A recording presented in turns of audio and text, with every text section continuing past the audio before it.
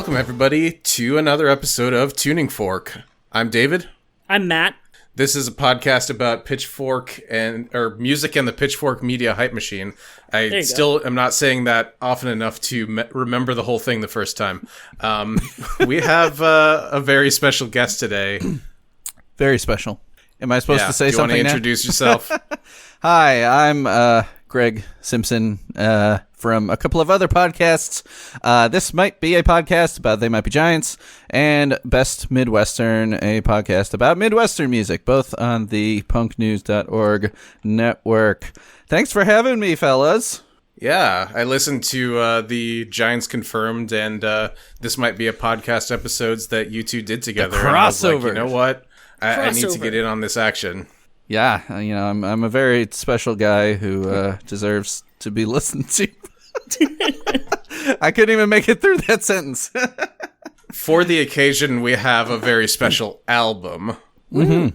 That being an album that got the legendary 0.0 on Pitchfork.com. Boo. The suffix "stan" not the album. is Persian for place of or country. It appears in the names of many regions in Iran, Afghanistan, and Central and South Asia, as well as in the Caucasus and Russia, and also the album Travistan by Travis Morrison. Which means, in the original Farsi, the country of Travis.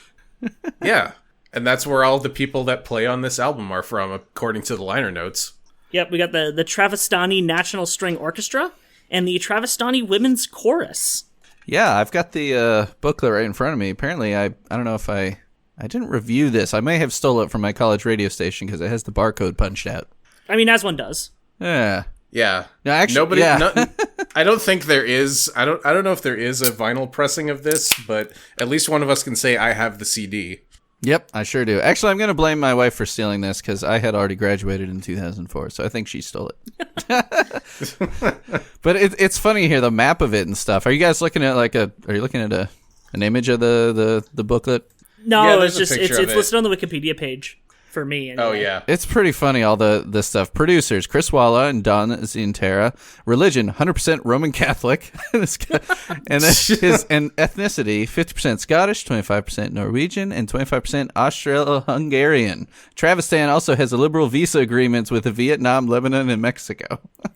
Okay. Oh my God. Do you think that's why the dismemberment plan broke up there temporarily? Which Because Travis went off and formed his own nation? Well, apparently on the last Dismemberment Plan tour, that's what they called the van that they used on the last D-Plan tour. Called it Travis the Travis van? The Travis... Travistan, the Travis van? Yes, something like that. That's what I read. That's really good. Yeah. Yeah. So really, that was him flexing his muscles in the dismemberment plan then. Right. This is my van. Like, this is my van. Maybe he paid for it. I get to make the rules. Yeah. We're going to put shag carpeting in here if I say so. And a disco ball. Yeah. Dismemberment Plan got really good reviews from Pitchfork, and then this came out. Yeah, I think, I want to say Emergency and I got something like a 9.5 on its first issue and has gotten 10s on every subsequent, re-release of it. Mm-hmm. Yeah, they love that shit. And that puts Travis Morrison in the, very rare pantheon of musicians who have made both ends of the spectrum. Yeah, 10 and 0. 10 and 0. There's him, there's the Flaming Lips. Sonic Youth. Yeah. Belle and Sebastian. Animal Collective. Belle and Sebastian have gotten pretty close. Liz Phair. Yeah. I read Liz Phair did it as well. Liz Phair got a 0 and a 9.5, I think, is what they gave Exile in Guyville. So, Jesus. very close. Yeah. Impressive. And the effect of this review, according to Barsic Records, was, what were the words? Immediate and something? I don't have it. I don't have those words in front of me, but it was catastrophic. Yeah, so it was catastrophic, basically. Yeah. He would. He described the mood at his shows of being people were pretty forgiving of how idiosyncratic the lyrics of this tour were, and how he's oh, Travis doing his own goofy thing, but we were fans of the D Plan. So we'll go check it out. We'll crack wise a little bit at the show. But apparently it's right after the review came out, it was just bad. Yeah, just nobody showed up. Nobody showed up, or the energy at the shows was just bad. Yeah, again, it's just the power of Pitchfork, especially at the time, to just completely sway everybody, even people who probably didn't even read the review.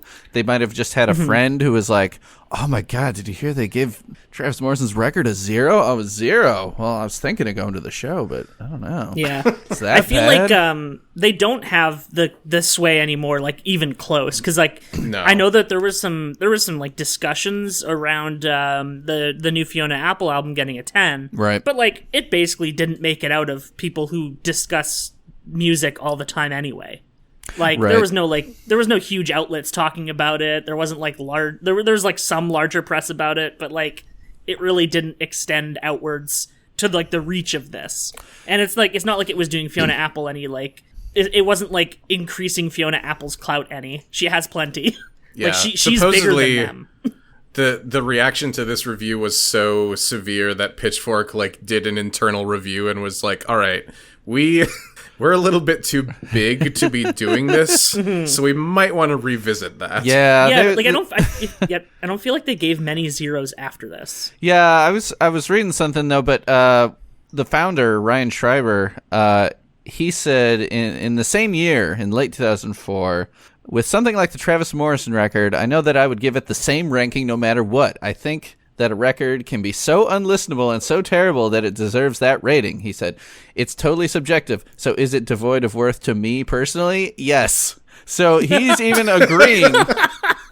He's agreeing with Chris Dolan, who wrote the review. But then, yeah, it must have been even maybe a little bit after that. I think they were still like, they assumed they were kind of punching up in that they were like, oh, we're still this little blog, whatever. And, you know, he's this big name guy, you know, we can just talk shit or whatever. But I think at that point they realized it was like a turning point. They're like, actually, people are listening to what we're saying, and we did significant damage to someone's career. Like, maybe we should not be so flippant with our scores. And yeah, yet, it's not like the dismemberment every plan were. It's not like the dismemberment plan were gigantic stars at the time. Like people liked them a lot, but like it's not like they could survive that big of a hit. Right. Yeah. I'm amazed that they ended up playing Pitchfork Fest in 2011 because that's where I saw them play. Yeah. They buried the hatchet with some of the Emergency and I reissues, I guess.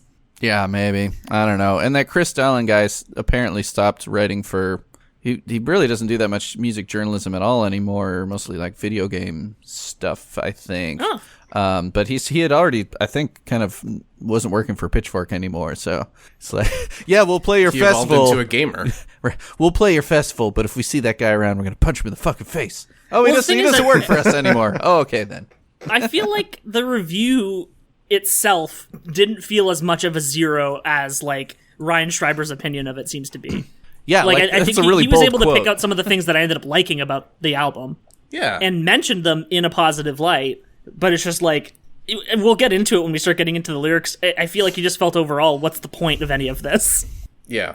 Yeah, the score definitely does not match the text. I mean, it's definitely a negative review, but I think the score is just kind of like to make a point that like, oh, I think that's what it's Pitchfork does in general. Their Right. scores are editorial, so Yeah, are they really still? You think?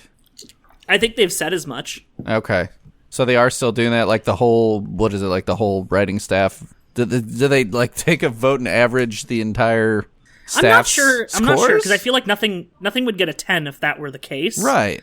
I feel like it's got to be some kind of discussion. Yeah. Yeah. But They meet either way, in a it's kinda shadowy weird. boardroom.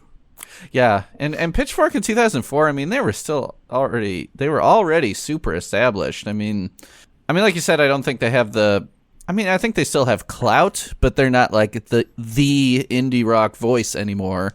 And they've kind of done that to themselves in like just being like pop and rap is pretty much what they do now. I mean, I used in 2004 in that era, I was visiting the site every day to see what was up. But these days, it's like maybe once a week I'll pop over there and just click over to Best New Music and be like, what says rock beneath it? Yeah. What should I actually pay attention to? Because after just like a year of going there and being like, I don't like any of this stuff. This is not... It's not your scene, right? Yeah, like if I want to learn about the new pop stars, I can, go to Rolling Stone's website or something. I don't know. Right. Go somewhere a bit less pretentious than Pitchfork to hear about it. If I want to hear about Carly Rae Jepsen, I'll just ask Matt. Yeah, I will gladly tell you which the best new songs are on the new album. Unfortunately, they did not give that a high enough review for us to talk, a high enough score for us to talk about it. Yeah, that's or too a bad. low enough one. Are we ready to jump into this album with the first track? Yeah, I think so. Sure. So it starts off with part A of a 4-part song called "Get Me Off This Coin." Tiny portrait of my bedside on a single sense. Now you give me a penny for my thoughts, so think I'll give it back. My mind is a terrible thing now, baby, but the guy you got now is a hack. So get me off of this coin, 'cause I don't like other sides. And so my initial thought of this, like, I didn't realize that all 4 of them were going to be the exact same melody. Mm-hmm. But I was just like, is this like a lounge music album about presidents? It's the Schoolhouse Rock. Yeah, it does kind of have that feel to it. So how early in the episode can we like do some They Might Be Giants references? Because I'm figuring like I mean, the they whole gotta time be if you want. Okay. Yeah, Matt's here, so you may as well. I mean, really, I'm literally wearing my Pink Album shirt right now. Nice. When when I was listening to this today, I was actually thinking about it. Like, I think a lot of the coming at it from a point of view of a They Might Be Giants fan, you can draw a lot of similarities, and one of the things is all of these short, similar songs can almost be kind of like almost like a fingertip style montage, where it's like, well, in this case, they all have like that melodic kind of motive coming through. But, like, being that, like, on the surface, you might be like, what is this stupid little silly song? But, like, there's more to it than that, and the kind of, I mean, it definitely is silly, but it is kind of a funny little concept to keep, like, a familiar melody that each time it comes back, it's almost like, oh, hey, it's a little welcome, little tune coming back, and then on to a new song. I think it's kind of an interesting idea. It tells you approximately how far into the album you are. Sure, that too. Yeah. By the 4th time, I was getting a little bit tired of it, but the first one is, it's all right to hear. I feel like the first one's fine. I mean, they're all just about how presidents, if they were alive in 2004, would all be centrists, right? Yes. They don't like either side. Yeah. And that brings up like a couple of there was an article I read that was from The Nation, which was the one that it had a citation about how one of the songs is about 9/11, which is just something that I just don't pick up on unless someone tells me, because I'm just whatever. Yeah. It's like he was like, yeah, no, it's like I'm probably gonna vote for the Democrats, but I'm not gonna hitch myself to the Democrat wagon, which seems like in 2004 that must have seemed like insane. Because, Right. because of wanting to get Bush out of office so bad. That's probably a good thing to do now. The Democrats fucking suck ass. Everybody sucks ass. Oh, everybody does suck ass. But yeah, just like, it's like, I'm probably going to vote Democrat, but I'm not hitching myself to their wagon. Probably a good thing. Yeah, this was after having a couple elections where there was a third-party candidate that everyone blamed for not getting the outcome they wanted. Mm-hmm. Right. A strategy that still works to this day. Yep. I turned always blame a third party. Yeah. I turned 18 just in time for the 2000 election. I voted for Nader, so it was my fault that Bush got elected. Clearly. Oh my god, it was you. You did it yourself. It was all me voting for a third-party candidate in blue state, solidly blue Illinois. I did it. Thank you, Greg. I did it. Sorry. Yeah. Well. To me, this is the least bad. You did Bush. So you did Bush, and Bush did 9/11. Yeah. So by the transitive property. There you go. Hey. But we're not here to make value judgments. We're here to talk about change.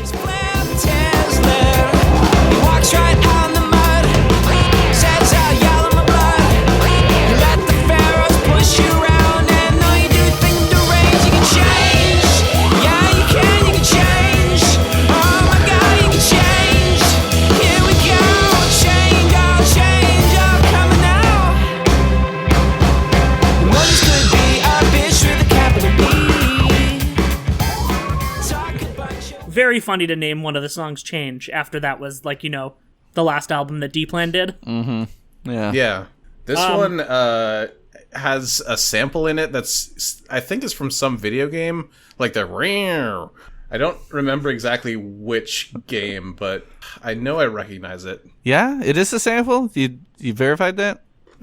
Or you just think it's like that a sound from it sounds like it's coming out of a 2004 .mp3 file. So, yeah, I'm pretty sure it's a sample.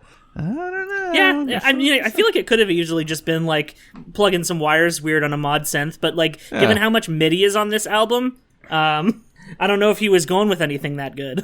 Yeah, I don't know. You're accusing him of using non-analog equipment? Is that what you're saying? Come on. I mean, I guess there are strings in the credits, but, like, yeah, if they're there, he could press the hell out of them. Everything definitely does sound quite not entirely in this song, but on later songs, I definitely hear some MIDI instruments coming through. Mm-hmm. The thing about this song is that I like most of it. It's just like, he doesn't get the whole way there with me. The lyrics, like most of the lyrics on this album, are not great. The chorus is not great. And the check your pulse now, it's heart attack time is just annoying. Are you talking about the chorus that goes, oh my god, you can change. When did his yas turn to yas? Yeah. Because all his yas are yas on this album. It was driving me nuts. It's an East Coast thing. He's the Yaz King. Yeah. As I've listened to so much Emergency and I that it's like, he does just do yas on that one, right? Yeah, I think so. Yeah, I'll have to spin it later. I have that on vinyl. I don't yet. Man, that was a huge album. Me and my wife, when we were first starting to date, even before our official first date, we went and saw the Dismemberment Plan at a small Knox College in Galesburg, Illinois. They were on a day off from their tour with Death Cab for Cutie. It was the Death and Dismemberment Tour. God, such a good tour title. Yeah. Them as the small band, they're like, day off, we need some money. Let's go play this little college. So that was Did we already mention that Chris Walla was involved in this album? I don't think I think you did briefly, but yeah, I guess that's how he got hooked up with Chris Walla. Yes, I mentioned that he's apparently he's also Roman Catholic because they're all 100% Roman Catholic in the Republic of Travistan. Oh, good to know. Yeah. Yeah.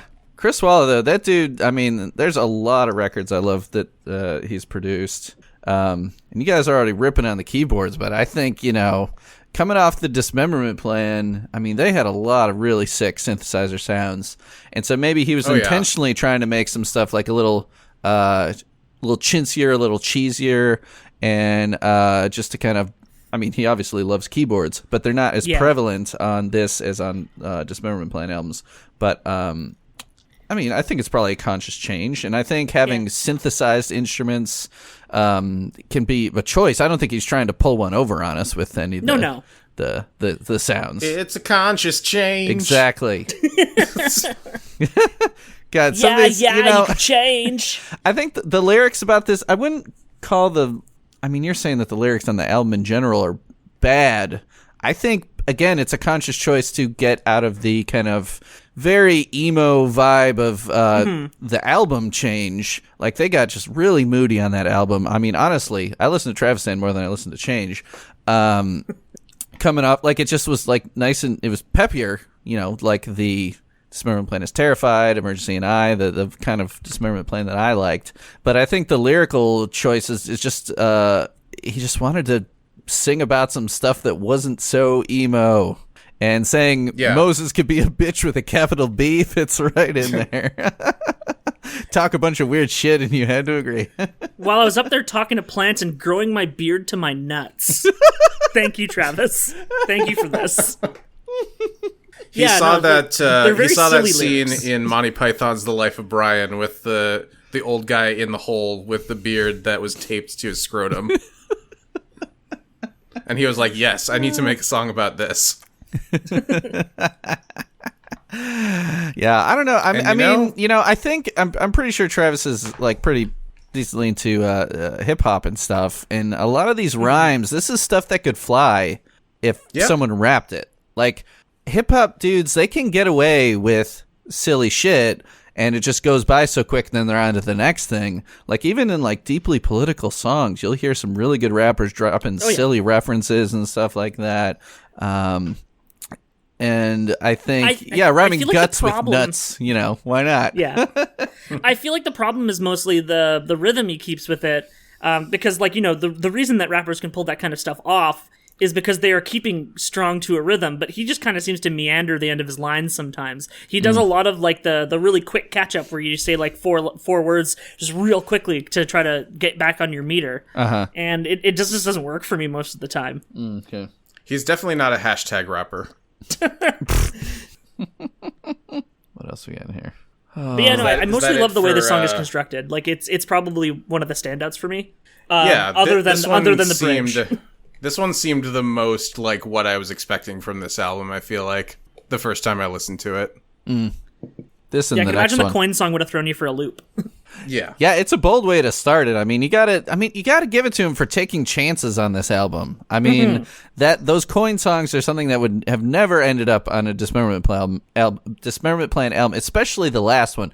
But he was doing silly stuff in the early days of the Dismemberment Plan, like if you think about The Ice of Boston, where it almost gets to like a Weird Al point in the song, where he's like, and I strip down, and I don't remember the lyrics exactly. I'm naked, and I take a bottle of champagne, and I pour it on my head, and then there's people out the window, and they're like, looking at me, looking at them, looking at me, and then the phone rings, and it's my mother. Like, hey, Travis, how's Boston? It makes me think of the difference in tone between the first, or I guess the only two studio albums by Slint. Like, the first Slint album just starts with, what's his name, Brian McMahon yelling at Steve Albini that his headphones are fucked up.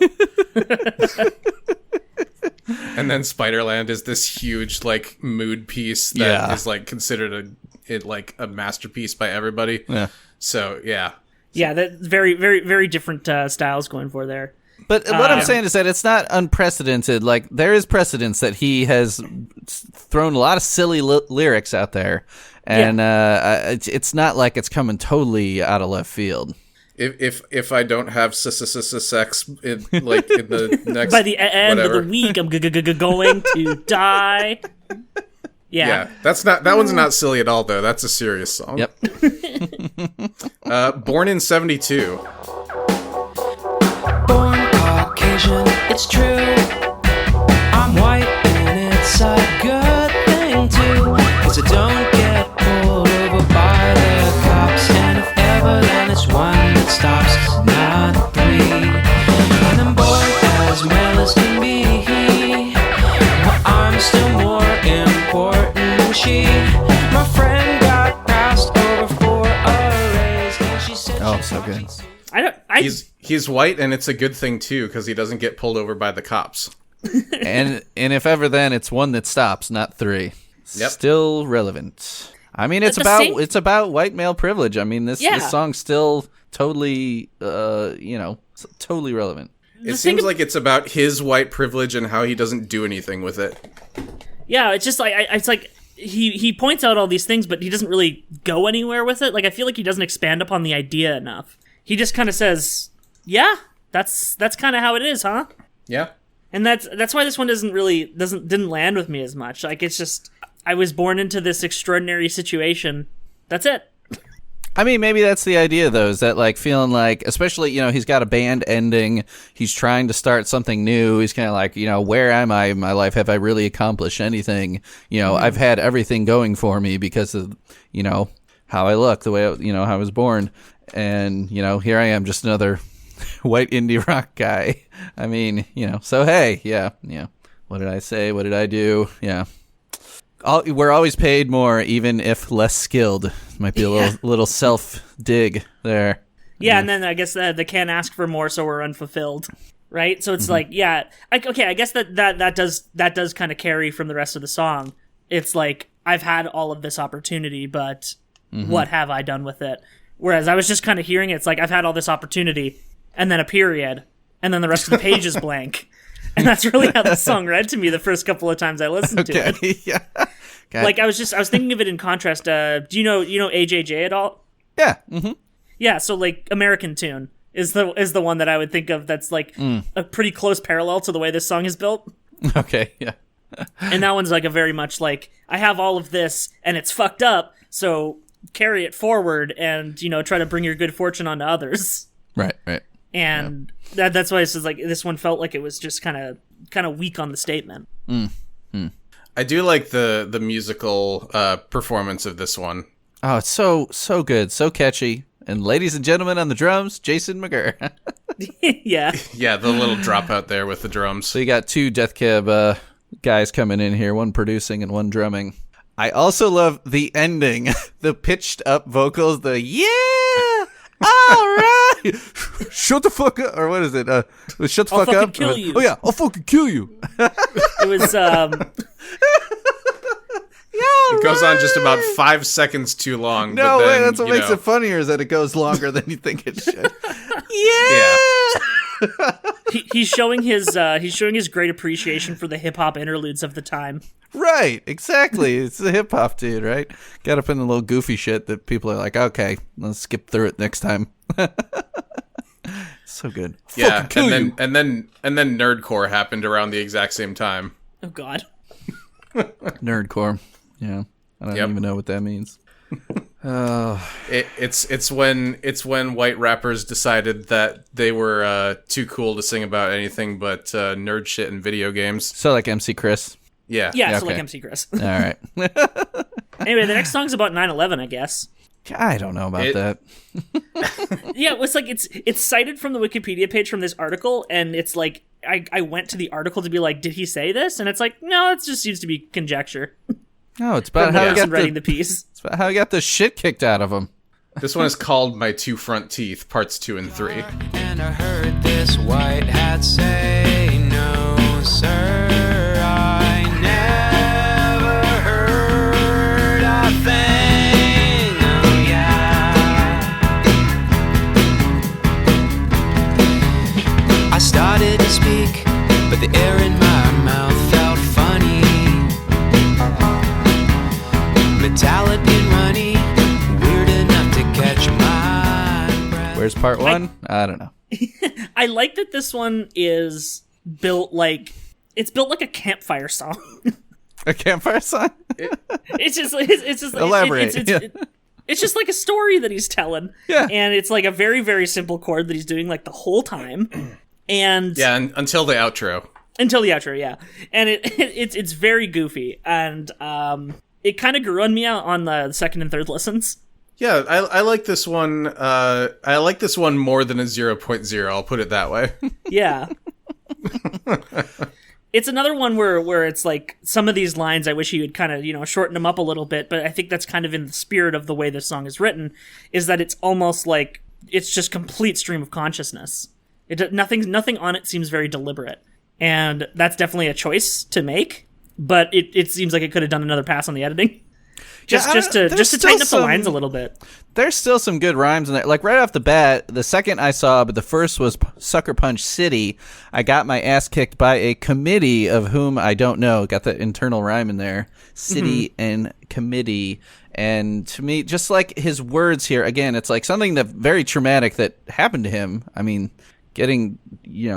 randomly getting your ass kicked and your teeth knocked out is not fun. But like calling it Sucker Punch City, it's like you're taking the air out of the balloon there. You're like, yeah, this shitty thing happened, but I'm gonna joke about it a little bit now. Yeah, it's very silly. Yeah, I love it. It's kind of just setting the tone up front. Mm-hmm. Yeah. Do either of you know what he's referring to when he talks about a white hat? Where is this? The door was ajar, and I heard this white hat say, "No, sir, I never heard a thing." So the thing with this album is that it being from like the earlier part of the 2000s and also like not super popular, David had to add most of the lyrics to Genius. Yeah, Oh, I was really? gonna say, like, if you're looking at the Genius page right now, all these songs are only in the album on Genius because I added them earlier today. Wow, doing the work. Look at Yeah. that. And even then, And like some of the lyrics are a bit off. I'm like the third top Travis Morrison contributor on Genius now. Nice, nice work. Someone already put in all y'all. Yeah, Greg, you got to go in and do the annotations now. Then you could be the Okay. number one Travis Morrison expert. I'll be like, this one is not about 9/11. Where are you getting that? Like, I'm still trying to hold on. Where's the white hat part? What verse are we looking at here? It's in the second the paragraph. second stanza. Yeah, second stanza. That's what I was looking for. Imagine being on a music podcast and knowing music words. I couldn't be me. Yeah. Patrol car, white hat. I don't know. I mean, like, policemen don't wear white hats. I mean, who wears white hats? Guess the only thing that I've heard that term for before is like a genre of hacker. Yeah, same. That is the only context in which I've heard the term white hat. Yeah. I'm sure someone is screaming right now listening to this. How don't you know that? Let's see. White like, comment, and subscribe if you know what a white hat is. White hats. Yeah, I just googled it and it seems to be all stuff about hackers. Is there a dadlier reference that he could have made than Gordie Howe? Hey, he was born in 1972. White hat, a virtuous hero, especially in a cowboy movie. A good guy. Okay. Well, I suppose. So definitely the not good a cop guys then. in westerns. Yeah. Yeah, well, like, think about Westworld. Like, the black is the, the guy wearing black, the guy with the black hat, he's the bad guy. The guy with the white hat, he's the white guy. The white guy, yeah. That actually makes a lot of sense. Yeah, so the white hat, I don't know, so what is it saying? That no one came to his defense, or... Yeah, I don't know. No one was, no witnesses were coming to his aid to get his attackers. Yeah, I guess so. If I witnessed a mugging, I'm not sure what I would do in that situation, other than be like, "Hey, do you need help?" Yeah. And it was multiple people, so I mean, if you're just out there by yourself, you're like, stop that, you guys. I don't know. They read his weird pro-Iraq war article and just decided to jump him in the streets. Yeah, his blog post. Such a weird post.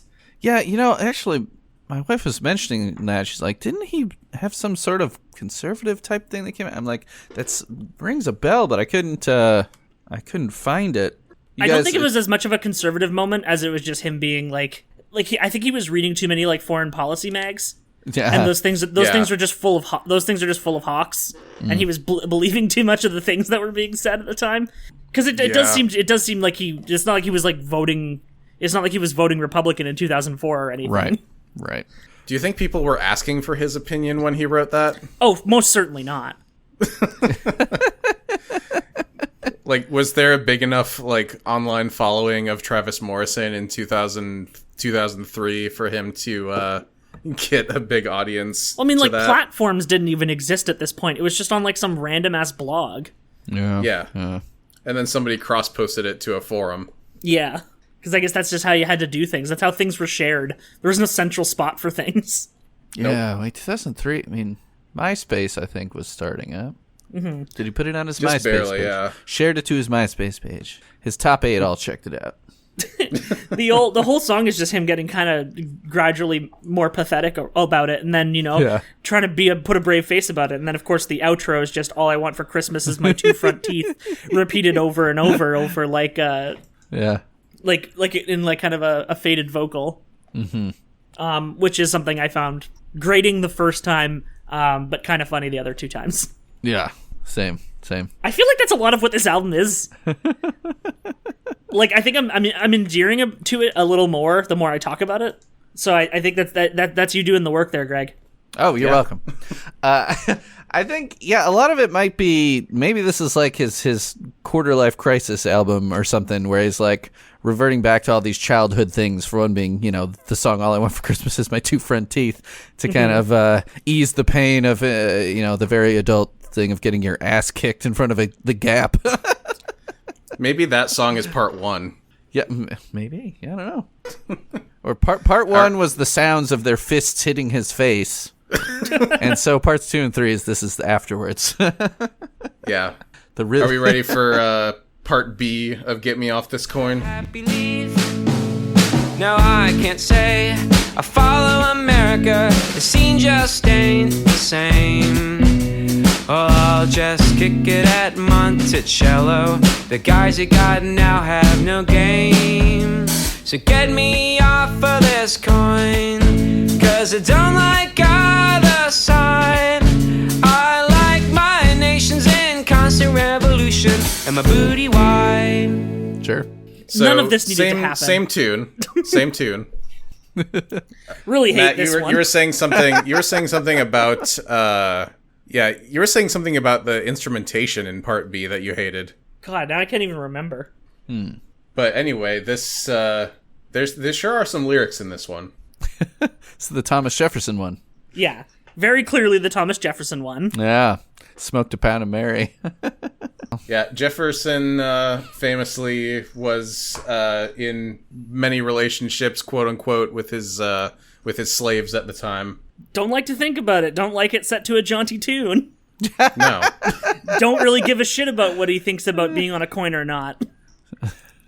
Don't like that Travis decided to end this song with "And my booty wide." Yeah, it's a little. That definitely would not fly if would this not song fly today. came out today. Yeah, it's a little insensitive, I'll say. I mean, not enough people listened to this back in 2004 for it to matter. yeah. If Pitchfork didn't cancel him, then someone else would have. Yeah. Yeah, I mean, he's singing them from the point of views of these presidents, but Yes.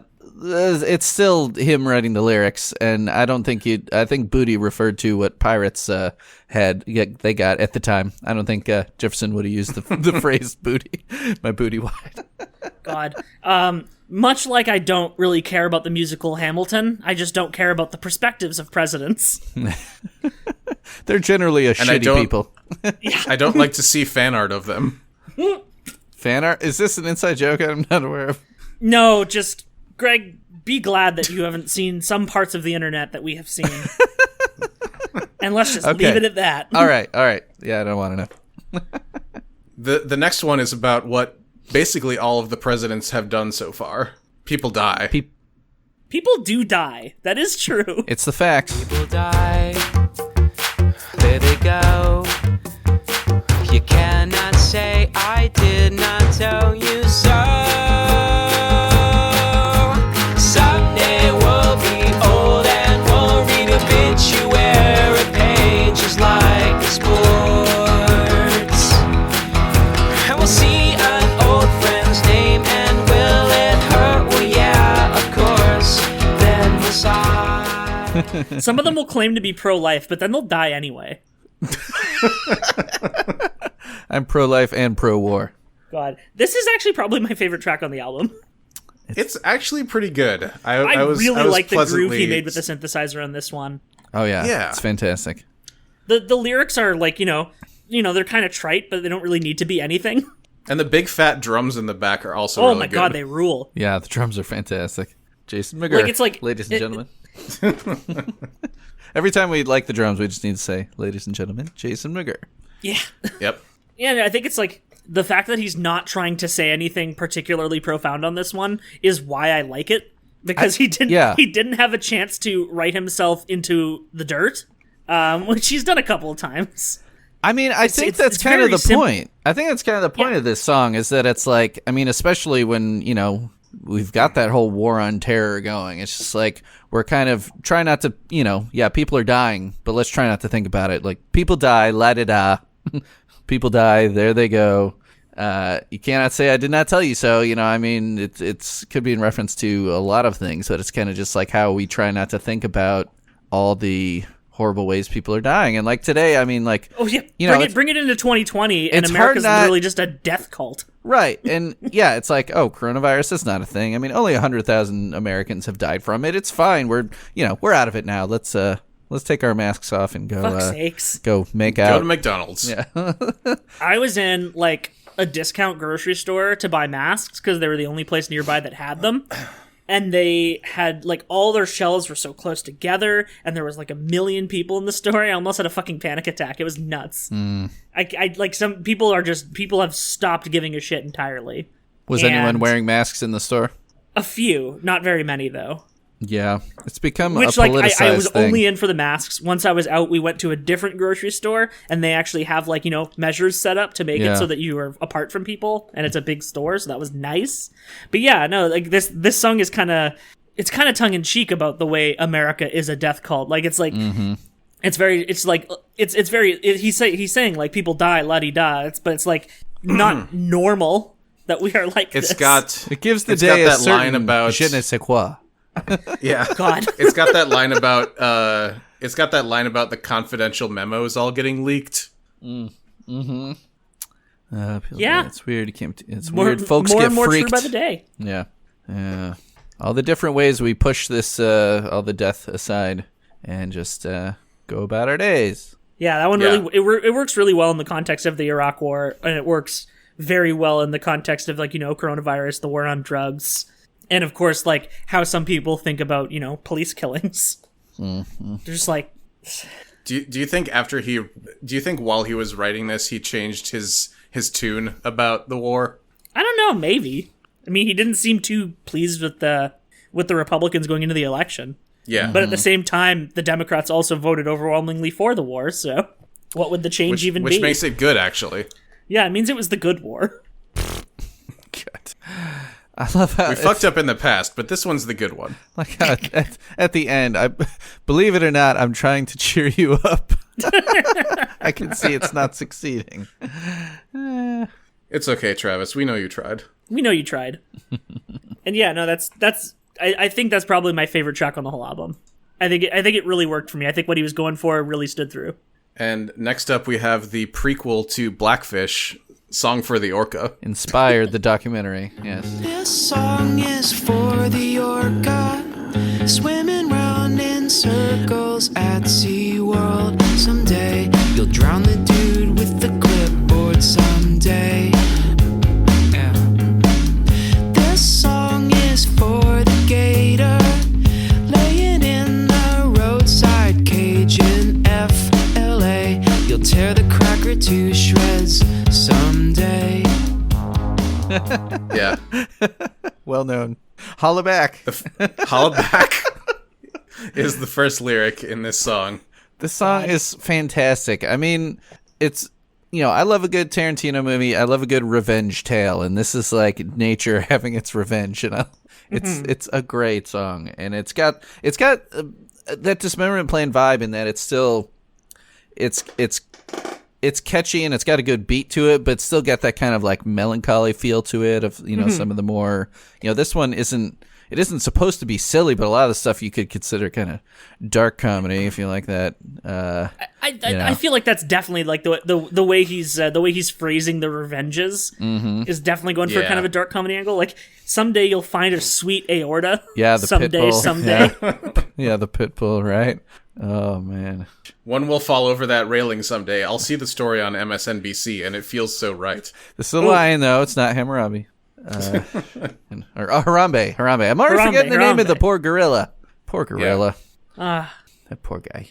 God, that was like, 5 years ago now? At least. Yeah, that was a while ago. And there's no songs about it at all, and we're not talking about any songs about it. Well, here you go. This song is for the ape now, staring out through the bars with comprehending eyes at dull and useless people. That's the only one that doesn't involve maiming. The ape just wants to chill. Just doesn't want to be in the cage. Yeah. Because he has comprehending eyes. Yeah. I'm Yeah. smarter. Meanwhile, the python wants to crush air from somebody's lungs. Yeah. Someday. Yeah.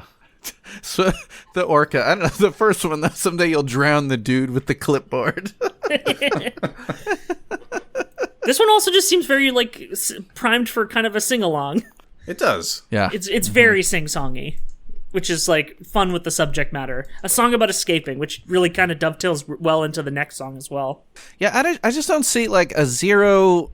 Even at the, I don't see how you got to think with a zero that there are no redeeming factors to the album. But we've just talked about other than the "Get Me Off of This" coins, which were we're I don't know, could go without them. You got, we've said positive things about every other track, and I think there's a lot of kick-ass tracks here. I think a lot of it is just I think it's a certain pretension. Oh yeah, because it's the way he's saying these things are in very, very simple and very, kind of one-dimensional ways almost, and which I don't necessarily think is a bad thing. This was around the time that they started going absolutely apeshit for Colin Malloy. Yeah, they want someone who's saying a lot of things. Yeah, Colin Malloy has many words. Travis Morrison does not have enough words for us anymore. This isn't literary enough. Yeah. Well, yeah, because Picaresque was within the same year. Yeah. and also has Chris Walla on it. There you go. Oh, yeah. So, hey, when I started writing for Punk News in 2002 when I was in college, but the first year that I was asked to do a staff end-of-the-year list was 2004, and this album came in at number 14 on my top 20, and I started it, my little blurb, Pitchfork be damned. Yeah, Going right for it. Yeah, I said the former D-Plan wonder now has no one to hold him back, and he can do whatever the hell he wants. Maybe that makes for an errant song or two, but I love those as well. This man can do no wrong. He's my boy. My boy. Do you guys want to guess what my number one was for a nice little tangent in 2004? 2004. Oh. Was it The Spine? No, The Spine, embarrassingly so. Well, I've stated on my podcast that The Spine is my least favorite They Might Be Giants album. Doesn't mean I don't like it, but I put it at number 5 in my 5 biggest disappointments of 2004. Wow. So what, you got any other guesses for the number one? It wasn't American Idiot. I'm trying to though remember that what went else pretty came high. out that year. You guys Album. actually, I believe, talked about it on the Waves episode that I listened to. Oh, shit. If of only the- I could remember. Because of the Imagine producer. remember anything we've ever said. Because of the producer of King of the Beach. Oh, yeah. Now I have to go look that up again. The thing is, as I've said before, Greg, when I say something on a podcast, it immediately leaves my brain, and I'm never able to think of it again after that. Dude, you're telling me I'm like 20 episodes ahead of recording this might be a podcast. Anyway, was it Modest Mouse? Could it have been? Yes, Yeah. it was Modest Mouse. Good news for people who love bad news. That was my number one. Mm-hmm. Yeah, okay. Yep. Yeah. And I'm like, okay, it was the only thing that Dennis Herring produced in 2004, so apparently he put a lot of work into it. Yeah, and I do like Travistan a lot. That's why I wanted to do this episode. I probably, though, here I have it above Magnetic Field's Eye and Ryle Cali More Adventurous, which I would definitely, those would have bumped way up and past that in looking back on it. But at the time, again, I think this review kind of just made me dig in and just listen to this record even more. I'm like, fuck you, this record is good, man. It's not Emergency in I, but it's got fucking, bangers on it. We didn't call them bangers at the time. That's kind of how I feel about Andrew WK's I Get Wet. Like prior to their Mea Culpa review in 2012. Oh yeah, God, it's so their good. only review up was 0.6 for so long, and I'm like, yeah, this album's dumb, but it's my dumb album. I dressed up as Andrew WK for Halloween in 2002. It's a good and easy costume. It was great. Yeah. You just need long hair and fake blood and a white t-shirt. That's exactly Easy. what I had. Yep, and I had to when I went to the thrift store to look for white jeans, I could only find women's jeans, but I fit in them, and it worked out fine. And then I went around and stomped on them in the dirt in front of my house for a while to get them looking real nasty. Speaking of the Waves episode, you also had a factoid about Just Like Honey by the Jesus and Mary Chain. Oh yeah. So the famous beats, the boom, boom, boom, ba. The very first recording of that, at least the one that has inspired all these other ones, is "Be My Baby" by the Ronettes, written by Phil Spector. And Of course. Yes, and that one even it's got the castanets and everything, and you'll hear a lot of bands that I was just listening to a Laura Stevenson song called "Master of Art" that also starts with it. You got to put like a big reverby tambourine in there or whatever. But the story is, I'm blanking on the name of the drummer. I don't think it was one of the Wrecking Crew guys. I don't think it was Hal Blaine, but the way they cranked out songs and albums so quickly is that they were just really good at catching on to things and like working in cool patterns. And what the drummer said about it in an interview was that he wasn't quite ready when they counted off the song, and he actually whiffed on beat 2 to only hit beat 4 with the snare, so then he just continued the pattern to make it seem intentional. So he was planning on it being boom, boom, boom, but he whiffed the 2, so it went boom, boom, boom. Which I think is just amazing because it's this iconic beat that everyone steals. And I actually have a new song going that I'm like, I'm just like, I'm giving in. I'm going to use that beat for one of my songs. Oh, you might as well. You just have to. It's a rite of passage. That's such a good adaptation too. Like figuring out before the end of that second measure that oh yeah, I guess I'll just continue with that. I guess you got to be kind of quick on the fly if you're a drummer in general. Mm-hmm. Yeah, those studio guys, like they were paid good money to record like a whole album in a day back then in the 60s. Yeah. Are we ready for Any Open Door? Sure. I think so. I'm losing my mind here, 'cause they think nothing through. No, they only react. My headache gets worse, but my bags are unpacked now. Any open door looks good to me now. I think that this is such a good follow from Song for the Orca. Just because Pitchfork definitely disagrees that this is a good song. Well, they could suck it. Yeah. But it just just following the very simple themes laid out on this album. The song about escaping and maiming, followed just by the song about escaping. It works. It's a good follow-up. Yeah, definitely. I like how it goes into kind of like I don't know how to describe it. It's sort of like a krautrocky shoegazy thing towards the back half of the song. Like the like a Modric beat. Yeah. Which is a very pitchforky thing of you to say. It is. Those two sentences. It's almost like I've been reading this website a long time. And there's glockenspiel on this one. He's got fucking cowbells in the latter half of this song. Ooh. The part where he's just kind of like vocalizing as that beat plays. I'm literally listening to it right now. I just felt like putting it on. Yeah, it is a very shoegazy kind of thing there to just get ethereal with the vocals. Yeah. It sort of like slowly eases you into it throughout the song. Yeah, it's got a good build. This is a good song. And again, kind of fits in with the kind of moodiness of Change, the Dismemberment Plan album. Yeah. It was sort of Britpoppy feeling to me. Yeah, it's very kind of Kinks or something, like when the Kinks go acoustic. I think this is probably the part of the song where he pulls off the higher register the best too, because I generally think he does best when he's in his kind of talk singing at his normal like lower kind of vocal range. But he kind of pulls off like a kind of almost like a Rob Crow-ish kind of vocal on this track, on the first parts of each of the stanzas. Do you listen to a lot of Pinback, Greg? I wouldn't say they're one of my favorite bands, but I'm fairly well versed in them. Yes. You can at least summon what a Rob Crow vocal sounds like in your head. Oh yeah. I know I reviewed at least one of his solo records for Punk News. I don't remember which one. Yeah, he just put out a whole bunch of covers. Actually, I needed to actually check that out. Yeah, his new cover album's actually pretty good. I enjoyed it. He's just really good at recording acoustic guitar at this point because he's been doing it for so long. When you're in as many bands as him. Yeah. Seriously, that dude just can't stop. I don't know, he might have close to as many bands as he has albums. One of those restless guys. What was that really? Didn't he have a really obscenely named like metal? Oh, Goblin band? Cock. Yeah, there you go. Instantly springs to mind. Yeah, no, naturally. Goblin Cock. I always think about Goblin Cock when there's a Nardwuar interview of Odd Future. Yes. And he gives Tyler, the Creator, a Goblin Cock record, and Tyler's just like, Goblin Cock! An all-time great Nardwuar interview, and an all-time great gift. Yeah, it's very good.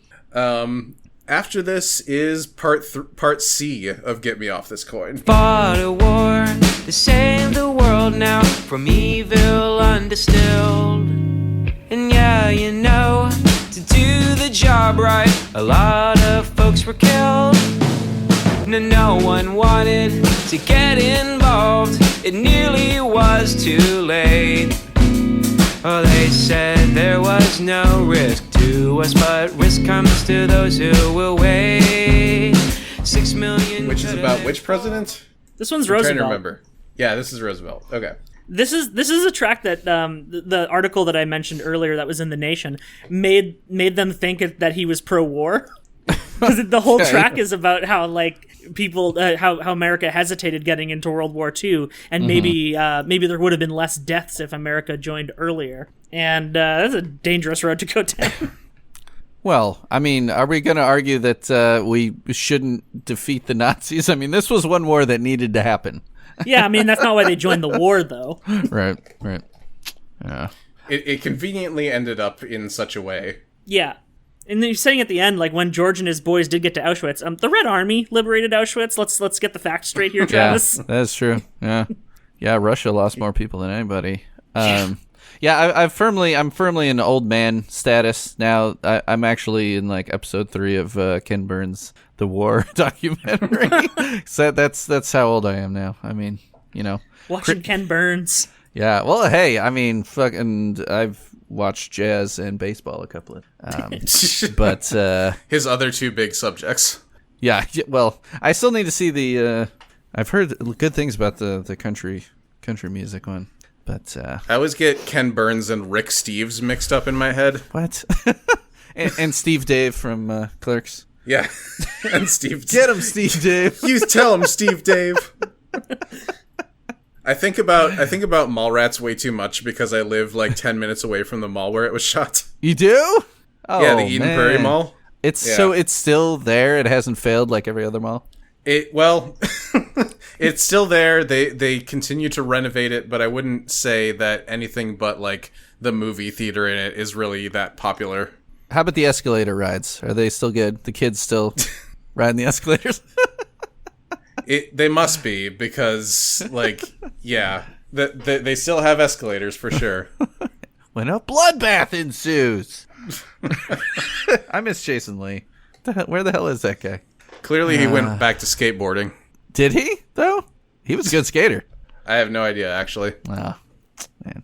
So I'm trying to think of what he's even done. Alvin and the Chipmunks. And, he's done Alvin and the Chipmunks, yeah. I think those are some of the most recent things he's done. Yeah. I'll tell you, as far as early out sitcoms goes, My Name is Earl was pretty funny. Yeah, which also had Ethan Suplee in it, who was in Mallrats.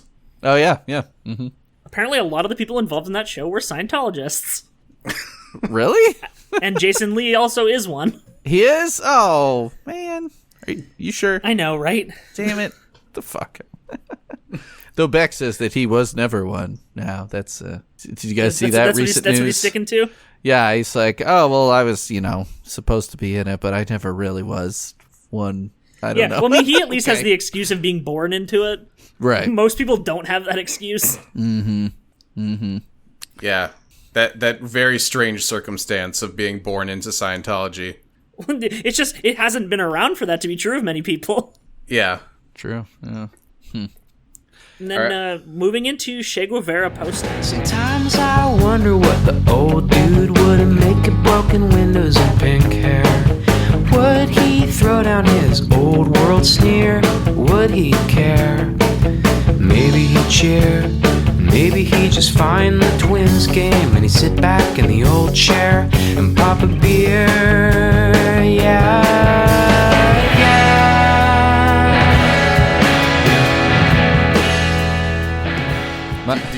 Do either of you know anybody who had a Che Guevara poster? My wife, Cara, she's a Spanish professor, and she knows a fair amount about South American and Latin American history and stuff. And she has a shirt that I believe is by The Onion. It's Che Guevara wearing a Che Guevara shirt. It's a shirt of Che Guevara wearing a Che Guevara shirt. That's real good. It's fantastic. I know. I feel like by the time I hit college, it was less in vogue to have Che Guevara shirts in your dorm or shirts posters. Scarface posters are still very much a thing people buy for their dorms, though. Yeah, Bob Marley posters. I actually had a Mallrats poster in my college dorm. The main poster I had in my college dorm was a 5-foot map of Middle Earth, which is currently hanging on the wall across from me. Wow, man. None of my posters, like, once you move a couple of times, those things are fucked. Well, see, this poster is an absolutely garbage shape, but since it's a map, it works. Looks more and more weathered. Aesthetic. Sure. Yeah, exactly. Yeah. This one has the kind of like the sort of like old-fashioned stereo recording technique of putting certain percussion instruments only in one channel. Which I always do. Yeah, it's got the tambourine only on the right side. Mm-hmm. It always kind of drives me nuts when I'm listening on headphones. Oh, well, then don't listen to any Outdoor Velour albums. That's just it's a trick I learned. There's been a lot of people I've studied production under, and one guy is almost like, man, it's either down the middle or completely left, completely right. There's no in between. You gotta pick a side. And yeah, and typically I like a lot. You gotta pay attention to what the drummer's doing. If the drummer's on the hi hat and you got the hi hat pan left, gotta put that tambourine to the right. There you go, even it out. Yeah, no, well, yeah, see, I feel like the problem is that people don't often even it out. Things pan to one side if it feels even is nice. Yeah. Things pan to one side where it's just like, it's just on the one side. It makes me, I usually just take the other headphone off my ear and pretend I'm just listening to it through one ear. Because it like physically bothers me. Weren't there a number of Beatles albums where it was just all the instrumentation on one side and that's then the vocals how the stereo on the other mixes side? of the albums are, and that's why everyone recommends the mono mixes of those albums. Yeah. Yeah, it's because the way they bounced them down back in the mono days, they were committing the rhythm track to entirely, the rhythm section, the drums, and the bass are all on one track. So then we're like, hey, we got stereo technology now. Now you got, Paul and Ringo are all the way over on the left, and then you got the guitars on the right. Let's put them as far away from me as possible. It's pretty wacky. I remember being in, I don't know, I was out in California. I went to one of the Amoebas. I think it was the Berkeley one. And the speakers in the store were just like these really huge stereo speakers, and they were really on opposite sides of the store. And something by the Beatles came on, and I was clear at one end of the store, and all you could hear, it was just sounding like a rhythm section breakdown. Like, what's this remix? God. Yeah. Rhythm section 1 ad. Yep. No others need apply. The thing about this song, also, I feel. Go ahead. The thing about the song, I feel, is it's another one of the ones, like I was saying earlier, where it's like he raises a point. I don't think he goes anywhere good with it. It's like, oh, the fashionable communists of today. Oh, my old grandpa was a Union man, but he was also a racist. No moral. And the granddad story is also set in Minnesota for some reason, which I guess maybe that's actually the case. His granddad was from here. He was saying that was like was that his Norwegian grandpa or something? Yeah. Came from Norway in the spring of 1912. So that would track. I mean, that's the source of the Minnesota accent. Right. Yeah. Oh yeah. Oh yeah. He ran for Congress in 1948 and almost worked as a Red. But the son of a bitch wouldn't pay for his daughter's college. Very nice. And then, sometimes I wonder what the old dude would have made of broken windows and pink hair. It's like, oh, the communists today with their pink hair. Good to know that trope goes all the way back to the early 2000s and isn't just like, the common vanguard of the weirdo alt-right of today. Because that's really where that all comes from. It's not where that all comes from. It's like that's their main point. Yeah, I don't know if I really had any thoughts about communists in 2004. I was too busy being in high school. Yeah, I was too busy being, Greg, cover your ears so you don't know how young I am, 13 years old in 2004. Fuck off. I could have been your teacher. I was teaching music up till 8th grade. I was teaching a K to 8 music in 2004. Yeah. Yeah. Yeah. I would be a very bad student because I suck at music. No, I'd help you get better. We'd rock it, man. Hell yeah. One of the last shows that I went to before quarantine dropped on our heads was Stereolab, and this song kind of gets me back into that same kind of rhythm space that they like to play in. Yeah. Yeah. Very kind of persistent, very the tone of the keyboards I could see as well. Yeah. Yeah. This one, though, I must say, I definitely, I like that reference there, and I like Stereolab a fair bit. But this one, for some reason, I don't know, maybe it's just it being at the back half of the album. This one, I was like, wait, how does this one go again? Yeah. So I'm playing it quietly in one of my earbuds right now, and it's... Yeah, I just did that, too. It's got a lot of words to it. Yeah, you're criticizing him for not having enough words before, so here they are. Yep. Well, I don't like them. No, sir, I don't like it. I'm angry about his pink hair. No. I like the lyrics on Genius are really weird for this one. Some of the lines just didn't come through right. They had noisy heads, and it's written as moist heads. Yeah. Wait, Thanks, I think that might have been an audio. Then that might have been an autocorrect there. Whoops. I love at the end though. Again, the him bringing humor into every song.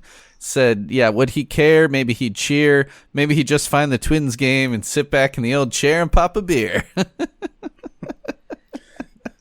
As all of our granddads are wont to do here in Minnesota. Mm-hmm. Yeah. Yeah, but I just felt like he never really made a point with this one. It's not really a stirring critique of the common college communist, of which there are many critiques you can make. Yeah. And I say someone who, like, probably has more things I agree with the average college communist than disagree with. It could be a position of great convenience, and just kind of just posturing that ideology at people just to feel superior. It's something that definitely happens. Yeah. Especially people who aren't really thinking very hard and just put a Che Guevara poster up and call it a day. Right.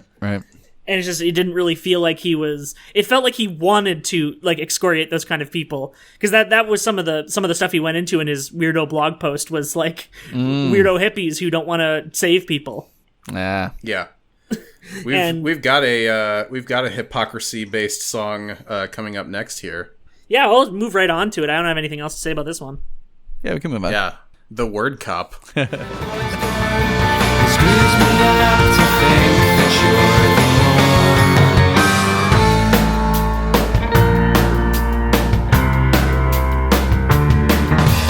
Who made you the word cop? well, if I don't, the words are theirs, and that's sick. You'll become that if you don't stop.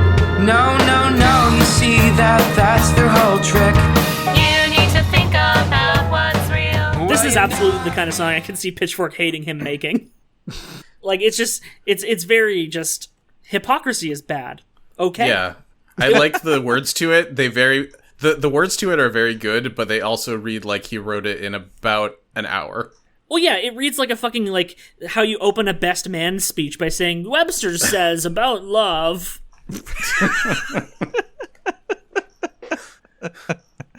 Like, it looks like he tore out a dictionary page and stuck it at the top of his lyrics booklet. Moral, noun, a rule you live by even if no one's around. But fucking give it up for Jason McGurr's drum fill at the beginning of this fucking song. Oh, yeah. Holy shit. Yeah. I was really liking the instrumentals on this little stretch here, Definitely. and the like fucking Peanuts ass piano going on. Yeah, it's a Vince Guaraldi kind of Yeah, that's pseudo exactly what it jazz, sounds like. Like it though, very bouncy though, and it's very very stripped down. But like the drums are still played very hard, even though it's really not. Like, the rest of the instrumentation is hard rocking tune, but the drums still like crash, crash, crash, crash. Yeah. The piano's just kind of driving the whole time. Yeah, it's very bouncy. It holds the melody a little bit because he is kind of toxing on this one, which is as I've stated before, his best mode that he's most comfortable with. Mm-hmm. He does kind of hit the higher register on this one, and this is another one where I think he works well with it. And it's like every time he manages to work well in that register is when he sounds the most like Rob Crow to me. I think it's just the way his voice is, the way he follows the rhythm on this one kind of reminds me of that too. This is, I think, is this the only track on the album where he's not the lead singer for every line? Yeah. What are the other lines again? Like, oh right, who made you? Like, yeah, the stuff in the later half of the song there. Right. Yeah, I think it's the only spot that has like other vocals that aren't just chorus. Yeah, for like that weird call and response section. Mm-hmm. Yeah, who? Okay. Oh, we got Amanda Fatone and Kendall Norden. All right. Yeah. The Travistani women's chorus. I feel like these liner notes only exist on Discogs and on the actual disc because nobody else cares. Okay, though I need to read you this, the Republic of Travistan. You got surface composition of the Republic of Travistan. 75% skin, 18% hair, 4% nails, 2% eye, 1% nipple. Travis is 1% nipple. That's it. That's kind of a lot of nipple. Yeah, if I'm thinking like surface area of the body, I think that's a pretty high percentage of nipple. Yeah, he's. You heard it here first, folks. Travis Morrison has huge nipples. We got to the bottom of that. Man, he sure does say, so don't talk to me about decency. You wouldn't know if it fucked you up the ass. Great. Thanks, Travis. Thanks for that one. And then he rhymed ass with crass. And now I'm getting crass. Yeah. There's there you go. A lot of self-deprecating stuff in here and self-referential. It's It's definitely a then, of record course, made for people who already know who he is. Yeah. And of course, like the cheeky offhand reference to pedophilia in the Catholic Church, which, you know, I'm sure was all the rage at the time, and is like, you know, it's a pretty decent thing to bring up in a song about hypocrisy. Mm-hmm. Not something that people will make as flippant references about these days. Right. You're as Christian as a bishop in a toy store. Well, see, hey, it's definitely boys' dorm. Genius has the wrong words there. Oh, really? Yeah. A boys' dorm? Yeah, no, okay, I listened to it a couple worse. of times to be sure. Oh. I feel like a hypocrite talking to you and your word cop friend. Are we just assuming that people that listen to this also know that generally, they also know yes. they might be giants? Yeah, okay. Yeah, I'm looking in the lyric booklet right now, but it's all written, like, annoyingly as one long thing. Like no stanza breaks or anything? No song breaks.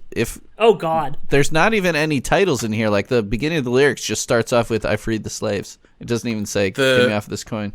The lyrics booklet of In the Aeroplane Over the Sea is like that, too. Yeah. And I think Strawberry Jam is like that a little bit, too. So, yeah. I know the that one lyrics just has in the Strawberry wrong Jam are words. just wrong. Yeah, exactly.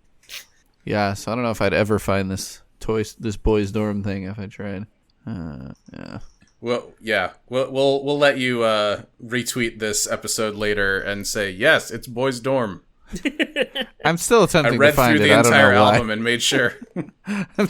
I'm still looking for it. I don't know why. It's fruitless. This album does appear to have a lot of lyrics if you look at it like this. Ample words. Oh, this album's got glockenspiel in it and it's got words? Oh, wait, I found it. It is Boys' Dorm. Yeah. You're as Christian as a bishop in the Boys' Dorm. Yeah, I get the feeling that somebody who didn't own this album transcribed it once and then every website copied it forever. Ain't that just the way? Yeah. That's what we ran into with the Treats episode. Yeah. People did that, like, just try to go right. Oh, yeah. And well, everything's so modulated on that album, you can't even hear the words half the time. Yeah. It's been compressed to just be vowel sounds. It's vowel sounds and it's all one rectangle. Yeah. I like the way right at the end of the song here where you're singing, "Don't talk to me about reality." It's very, like, it very much reminds me of classic D-Plan. Super D-Plan the right way there. he lilts the vocals on that. Yeah. Because as it is, the world is not all right. Well, you got that right, Travis. You got that right, at least. He did. After this one comes Matt's favorite song, Angry Angel. I don't want to fight. I don't want to hear your talk. I only want to know when to walk and when to run. And I don't want revenge. And I don't want to save my pride. I only want to know that I tried. I fucking hate this song. Oh, yeah? Why? Okay, he is saying it says in the notes that there's a string chorus on this. There's a string orchestra on this album. That is a fucking MIDI violin, and it sounds like shit. Hold on, I gotta bring this. I think that when he's singing that in the higher register, it just doesn't really land for me most of the time because his voice is very thin, and he does that for this whole song. We're all just listening to it now, trying to figure out if that's the case. I mean, it's either their MIDI violins or they're compressed to hell, and I don't like the sound of them. Yeah, it's just curious.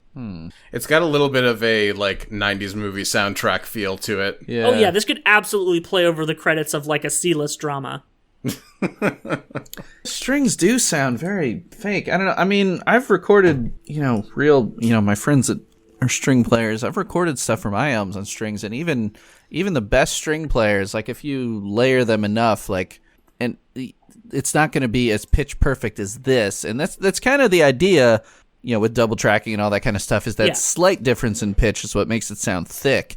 And this almost just sounds like it's just every single one. Like, did they auto-tune the strings or what? Because it just sounds too perfect, and like the vibrato is way too robotic. I don't know. Yeah, Yeah, that's what's making me think that it was a synth. It's just the way it sounds exactly like the violin synth on my old Casio keyboard. So yeah. I'm looking at the credits here. It says all the. It even has a conductor listed. I'm looking at the lyrics right now, and it's just I don't remember any of these because I just hated the instrument so much that this song just never registered in my head. So if you guys want to talk about this one, you can go ahead. I don't have much else to say about it. Yeah, this says it has 3 violinists, 2 viola players, 1 cellist, 2 cellists, a double bass, and Dave Durst, Fred Durst's brother, conducted. No, I don't know. Just some guy named Durst. Fred went one way and Dave went the classy way, orchestral. Yeah, I mean this one, I guess gotta have a slow song on the album, but yeah, it doesn't really do much for me. Yeah, and it's just it's functionally the album ender because there's one more "Get Me Off This Coin" interlude, and then there's a hidden track. Mm-hmm. So just thinking in proper album chronology, this is really the closing track, and the fact that it doesn't do anything for me kind of sours me at the end of the album, which is why it's it took me a second listen to appreciate some of the songs better because I just kind of came out of it well, what the heck was that one? It's got at least 1 or 2 interesting lines of lyrics in here. I feel your feathers brush my back as I give myself up for the night. The crystal fangs shine by the moon, and you ask me who you should bite. But then he follows it up with but you treat justice like a whore, and you're not even close to right. Which is a choice. That's a line. He doesn't mince words here. He gets right to it. You wouldn't know crystal fangs if they fucked you in the ass. Oof. Ooh. Ouch. Oof. Ouch. Yeah, there's definitely some things in here where, if he had bandmates, they might be like, are you sure about that one? Are you sure about that one? You sure about both that one? the words and also, just their production choice on this one. Yeah. We got our last Get Me Off This Coin. Yeah, part D.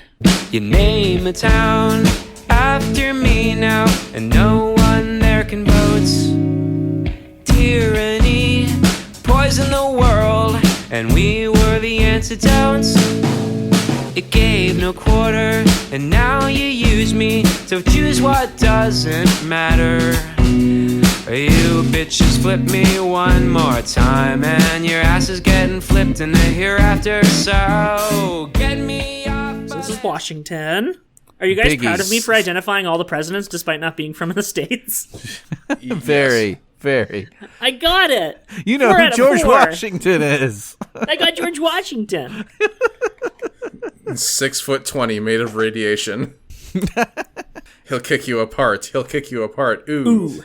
And this is really this is it's the funny long that they're one. saying you name a town after me and no one there can vote. And DC statehood is actually something that might come up on the docket in the next government. For real? That'd be good. Wow, really? A lot of people live there. A lot of people live there and sure don't get much representation. And Travis is one of them. And Travis is one of them. Yeah, I think he still lives there, as far as I know. Travis. And this is the long one, and you guys were saying, I can't remember who said it, that this was the one when you're like, okay, that's enough, but this is the one where it goes longer than the rest. Yeah, it's got a little bit more of an outro. Yeah. And the first time I listened to this, I didn't get the president theme in each set of lyrics. Oh, so yeah. I was just lost the entire time. I'm like, what is the thing about the coin? What is this, a centrism thing? I don't know. I do like ending this one with oh, who did tell you life's 50-50? I can't abide. And oh, who did tell you life's either or now? They surely lied. Because America has been poisoned by the two-party system. It has been. True. People are unable to imagine alternatives because they are so stuck in this electoral reality where promises are made and not kept. Then they makes pull you the football away. This is Deep Thoughts with Matt. You bitches flip me one more time and your ass is getting flipped in the hereafter. George Washington's gonna kick your fucking ass. See, just something about Travis's lyrics, he does seem like he's like I said, having a midlife crisis here, where he's I'm gonna just be real childish with some of these lyrics. But saying bitches and ass, and then a word like hereafter, which is a very kind of old-fashioned word. Like, your ass is getting flipped in the hereafter. It's just something just really... Like, They Might Be Giants would never say a line like that, but it's kind of in that They Might Be Giants style of humor where it's like just the juxtaposition of these two things is what's funny about it. Side note, while he was recording this album, he released, I think Matt was saying, some early versions of this as MP3s, and also an acoustic cover of Ludacris's What's Your Fantasy? Is that what you guys were talking about in the Facebook thread before when I was Yes. I walked into the middle of something about a cover. So it's horrible apparently? Oh, it's so bad. Yeah.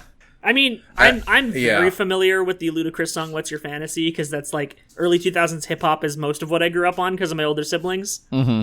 And that song has like a lot of rhythm to it, and Ludacris has a lot of personality, and occasionally like the way that Travis will sing, like this isn't like in the terms of like acoustic covers of hip hop go, it's not like completely removing all elements of it being hip hop from it. Like he's basically just covering it, but his instrument happens to be an acoustic guitar, right? Yeah, so he's not doing like a shitty white boy cover. He's not doing a shitty white boy cover in it in the same way that most people do shitty white boy covers of hip hop songs. Like Ben he's doing Folds. a shitty white boy cover of it in that he has no personality while rapping. Everyone's first reaction to that comment is, "Oh, like Ben Folds." Like Ben Folds. Yeah, like bitches Ben ain't Folds. shit. Yeah. Which he has stopped playing. He's like, that was not. He has stopped playing it, but he did very much say the N-word in his recording of that song. I think the drummer says the N-word, doesn't he? Oh yeah, because the drummer does the Snoop Dogg lines. Yeah. It's like, Either I'll give way, those to you, someone buddy, in his to take the band heat. nonetheless Yeah. said it. Yikes. But it's cheeky. Because it's cheeky. But yeah, no, it's a pretty straightforward cover, but it just has no personality to it whatsoever, because that's the main thing about Ludacris. He's a very, like, bombastic personality, puts a lot of force into his lines, Sure. and none of that is there. Right. And also he didn't put much effort into his beat that he made. I don't think Travis is too fast or too furious enough to handle it. That said, he does not slip over any of the lines. He clearly did it. He clearly practiced it enough times that he at least raps it to the rhythm and on the rhythm. So I will give him that. But it still sucks. Tell your boyfriend not to be mad at me. But let's not let a bad cover bring down this album, because he did not put it on the album. He knew better. He did not put it on the album. Yeah. But David just wanted to put a clip of it in here, and so now he can do that. Oh boy. I'll put it as the outro to this album, or the outro to this episode, rather than put it in between. Yeah, that's probably fine. The actual album. Right, because we do still have the hidden track. We do. Now in another life,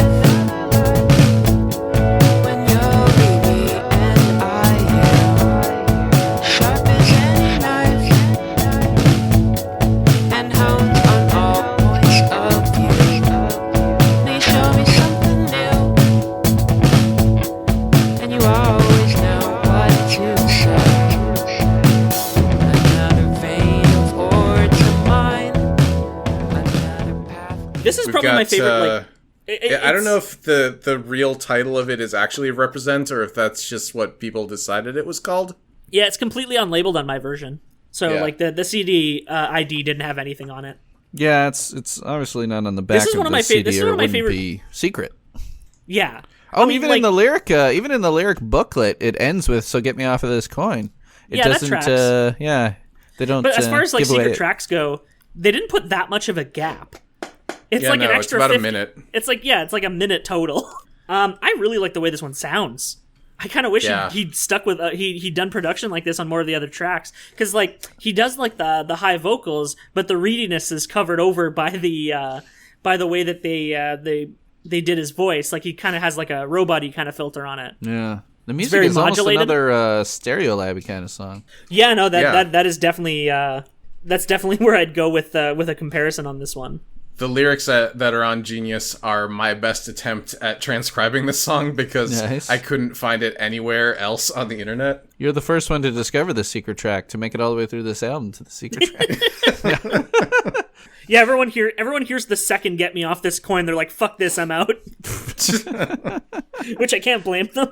Well, do you guys think this would be a better album if he Well, okay, it sounds like you think that it would be better if he just deleted all those, but do you think it would have a better Pitchfork review if he deleted those 4 sillier songs off of it? Maybe.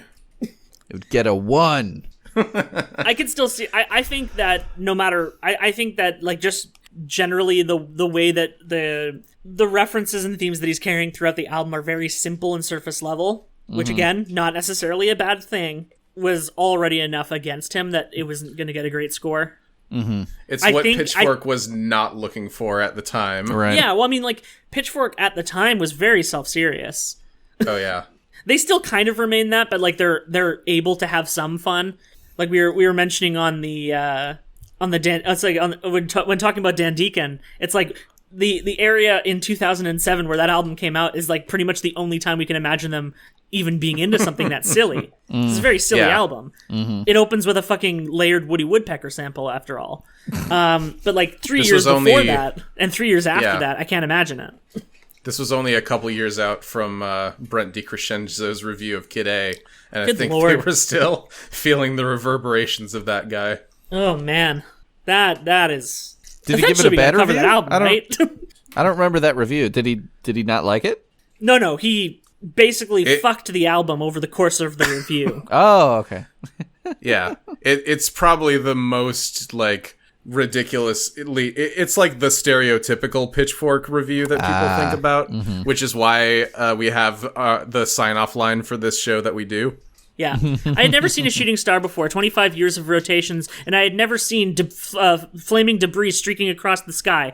Tom York placed his face around the microphone as if he was trying to kiss around a large nose, and that's about as far as I can remember into it. What? Oh my god. It is Whew. incredible. Eventually we're going to have to cover that album, and it will involve us each reading out the entire thing in full.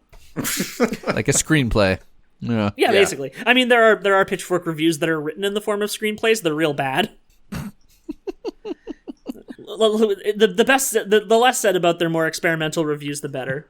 I wrote a review once as a recipe, which I actually went over pretty well. People liked it. Oh, that's pretty good. I do like that.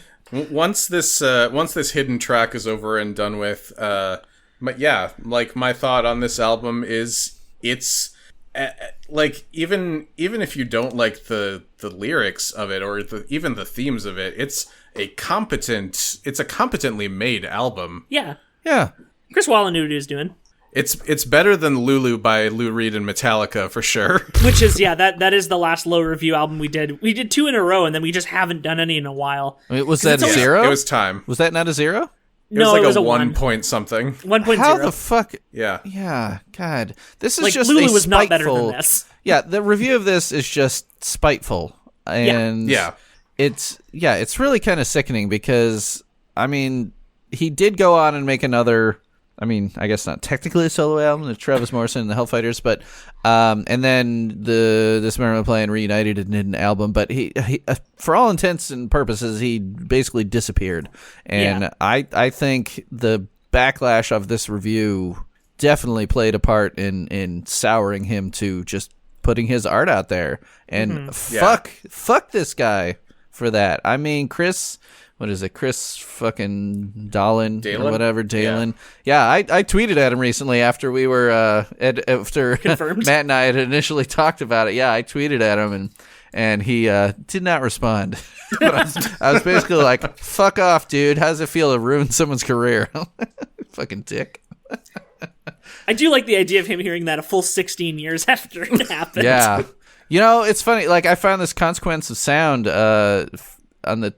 For 2014, so even 6 years ago, but this, I guess, was the 10th anniversary of that bad review. They tried to do, it's called Prisoner of Travistan, a failed oral history. There were enough people that didn't want to talk about it anymore that the guy basically wrote an article and he's like, yeah, that's about all I got because no one wants to talk about it. Yeah. That was similar. There was a guy who went through and like talked to various people about getting a 0 from Pitchfork. And actually, the only person who did talk to them was Travis Morrison. Oh, yeah? He actually... I completely forgot about that until this came up. I'm going to try to find it. Oh, yeah, I remember this now. But yeah, I remember reading it, but I don't remember what he said. So there's this little thing at the end of the Consequence of Sound. So Travis did issue a little statement to this guy. He didn't do a full interview with this Consequence of Sound guy, but he said, so Travis said, it's one of those mid-career albums that life artists make where they choose fumbling for new things over doing what they know well with a sure hand and maybe less inspiration. Usually those records fade away except to people really curious about an artist's journey, but of course there's now a music industry legend around the reception of the poor little tentative thing, and that keeps discussions of it going. So he's essentially slamming Pitchfork and other things like that where, you know, and now with the internet, a review is up for us to just click over and look at it right now and have a podcast about, whereas, you know, it before might have been in a paper copy of Rolling Stone and then into the recycling bin and no one's talking about it, you know, 16 years later. So, I mean, essentially he's like, you know, maybe I was a little less inspired, but I wanted to try some new things and maybe they didn't go great. And thanks to places like Pitchfork, it couldn't just slide by. Yeah, so like a couple of the people that they tried to contact weren't necessarily people who got zeros, but just people who got a lot of like just rough reviews. Mm-hmm. Like there's one Black Kids album that like their initial EP got like real good, and then the debut album got a 3.3, and the only thing they put was a picture of a pug and it said sorry on it. Yeah, and that's it. Another dick move. The only one I'll allow is the Jet review that has the YouTube video of the monkey peeing in his own mouth. Yeah, one day we're gonna have to listen to Jet to deal with that. But Jet was a major label band. Yeah, fuck them. Who cares? I doubt they ever even read it. Yeah, they were on Elektra. Yeah. So with the I did find the article. It's called "When a Negative Pitchfork Review Could End a Career." So he emailed Travis Morrison. Travis Morrison emails back, "I regretfully have to decline. Thanks and good luck." And then, like an hour later, said, "I don't know how Liz Phair got a 0," and just like started like just sent like a paragraph on how that album didn't deserve a 0. And then like followed up later, just being like he kind of just skips past and talks to Thurston Moore for a bit, and he's like, "I got another message from Morrison, just like I guess he asked for like just like a clarifying final statement or something." Mm-hmm. And I'll just read the statement out in full. "Hi, Amos. Thanks, but no. I've been talking about this for over a decade. I would really like to move on. It was a really frightening and awful experience. Everything that goes along with modern internet humiliation stories happened to me in 2004. It was at a much smaller scope since it was smaller scene, but it all happened. I've actually decided to stop doing interviews altogether so I can get away from this. For the most part, people IRL don't see me in this light or bring it up very often or even know what Pitchfork is. But I'm just branded with this as the media sees it. I don't think it'll ever stop. So I think I need to take action to get away from it. Obviously this email is fodder for anything you do. I understand that. Consider this my last statement on the matter, or anything, I suppose." Wow. And the guy who wrote the article was like, "That email breaks my heart a little bit. Morrison doesn't sound antagonistic at all. He sounds resigned." Yeah. Because like the other person who actually talked for this article was Thurston Moore, and Sonic Youth didn't face anything from Pitchfork giving them a 0. They're like, "Oh, fuck those guys then." Like they had enough critical clout that they could ride that and be fine. And they came right back with a couple of records. Like they've got some their final records both got pretty good reviews. Yeah, exactly. And it clearly did a lot to them. And like it definitely didn't. I probably wouldn't rate this I wouldn't rate it very high overall. There's a lot I liked about it, but there's a lot I really didn't like, and a lot of it just comes from like a really primal. While I'm listening to the music, I can kind of express my feelings about it more accurately than when I try to talk about it afterwards. Which is why this is very much a record that I had to like put the music back into my ears while we're talking and just remind myself of something. But just on like a primal level, there's something about the composition of this album that really didn't strike me the right way. But I do appreciate that he tried something with it, even though I think that he should at least like he deserves being socked in the face for writing "Get Me Off This Coin" Part B. Yeah, I honestly wouldn't mind if "Get Me Off This Coins" were off of there. I don't mind them. I don't think one should have started the album, and I think maybe cap it off at 3, not 4 of them. It's a little much. Well, yeah, they could have just cut Jefferson, because the other 3 were like not as bad as that one. Yeah, that one. Yeah, definitely. Especially did not age well. Yeah, I mean, people were super into Jefferson for years because of Hamilton. They're like, dude, that guy raped slaves. Yeah, like we don't need to be glorifying this motherfucker. Yeah, not only did he have slaves, but yeah, fuck that guy. But this album, I think for me, I really liked it right off the bat. I'd say I don't come back to it as much as obviously the Dismemberment Plan albums, but coming off a Change, like I think I was just looking for something more aggressive, and Change wasn't giving it to me, and or not as dancey. And then this came out, I'm just like, hell yeah! Like Born in '72, all this like, and the drums are fantastic. Like Jason McGurr's great. He's no Joe Easley. I mean, that dude, when I saw them, he broke like 6 sticks. Hell yeah. But This album, it was peppy enough. It had that silly sensibility that, you know, I was down for some silliness after such a serious kind of, as far as Dismemberment Plan goes, a somber album with Change. So this one was kind of a welcome turn for me. And I don't know. I mean, like I said, it probably still, you know, I still think it deserves to be in that top 20 I made for Punk News, but it probably should have come in more at like 19 or 20. I definitely did listen to it a lot, especially when it came out, and I still stand by a lot of it, really. Mm-hmm. Well, eventually we're gonna have to cover Mink Car on this podcast because I think it's the only They Might Be Giants album that scored high or low enough. Yeah, because everything else is just solid in the middle. Yeah, they they tend to give way. They Might Be Giants around a 5 usually, or just not reviewed at all. Or it's not reviewed at all. They did put Lincoln on their best album of the 80s, and I think that's the only one that they hold in particularly high esteem. They could have done a reissue review of it when the new LP came out. When the Cool Red one came out. Yeah, but they didn't. Bastards. Hey, they only reviewed Death Grips because I tweeted at them every single day for 3 months saying to review Death Grips ex-military. I'm still convinced. They didn't give a shit about Death Grips until I tweeted at them every single day about it. And then they became really annoying about Death Grips. So that's my fault, not Anthony Fantano's. Fuck you, Fantano. It's my scene. Greg made Bush and you made Death Grips.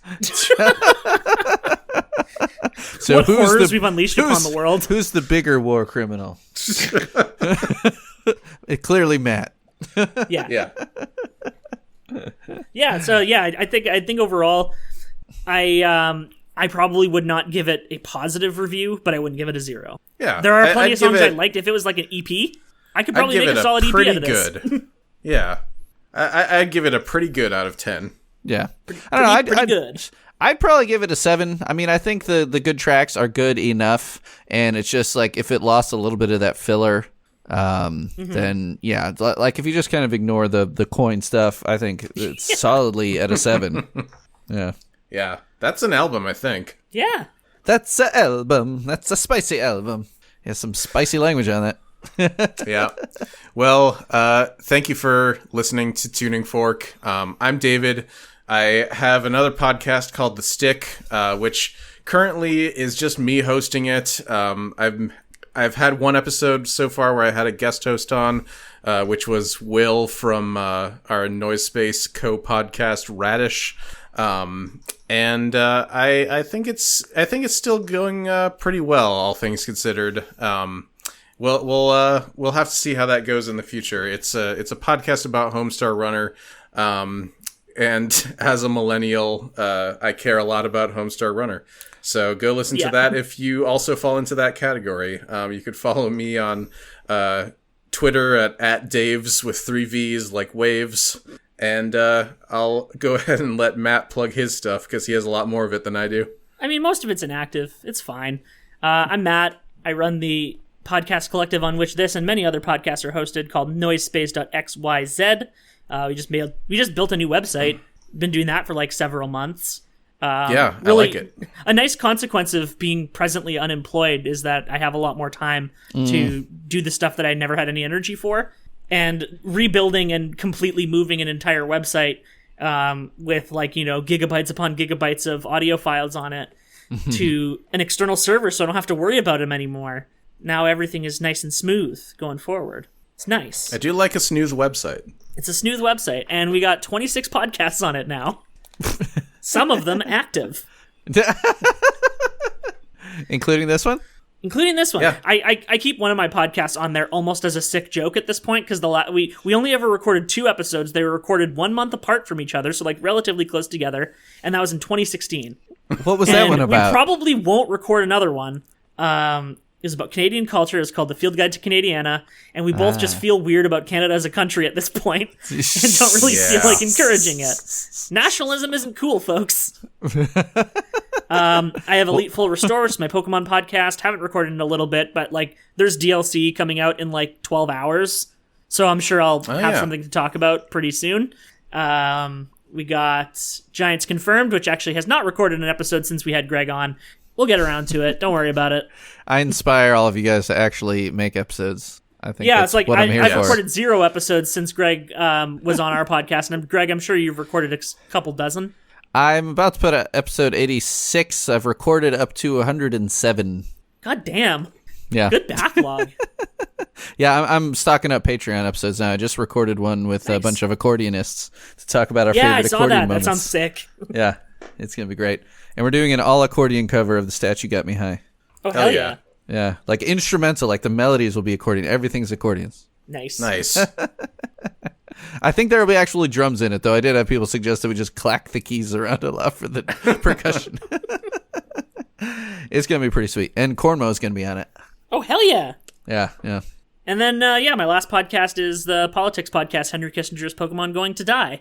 I am going to probably be on the next episode of that one because we haven't recorded in like a month because none of the hosts available to do episodes are black, and it just didn't really feel like a great time to be putting our words out there. So we just decided to take a little break, and we'll be coming back with some more. There's so much to talk about. The world is a mess, folks. Yeah. And then, you can find me on Twitter at MattGCN and see my takes and see me talk about Pokemon almost exclusively for at least the next week. And Greg, you already plugged your accordion cover of Statue Got Me High. Yeah, and it's not done yet. Podcast. Still working on it. Yeah, this might be a podcast.com. I also have my Best Midwestern podcast. We just put out 2 episodes about the history of music in Ohio. I also am currently editing a big episode with a interview with the entire band, the fantastic Chicago emo band called Colossal. That'll be out pretty soon. And I've got 2 bands, Outdoor Velour, and if you want more of the punk rock variety, Doppelpopolis. Yes, those are my things. Good names. Thank you. Good band names. Do you know what Doppelpopolis is a reference from? I don't. We already talked about a guy who did a voice in this cartoon. I'm just going to give very weird hints to all them. My little trivia, my little riddles. I'm too sleepy to guess. What is it? What do we got? C-Lab 2021. Oh, hell yeah. Save it for your queen, Doppelpopolis. It's because me and one of the other guys in the band kind of look like. I don't know. That's... Well then, thank you to Animal Style for our opening and closing theme, Open Air, from the album Open Air.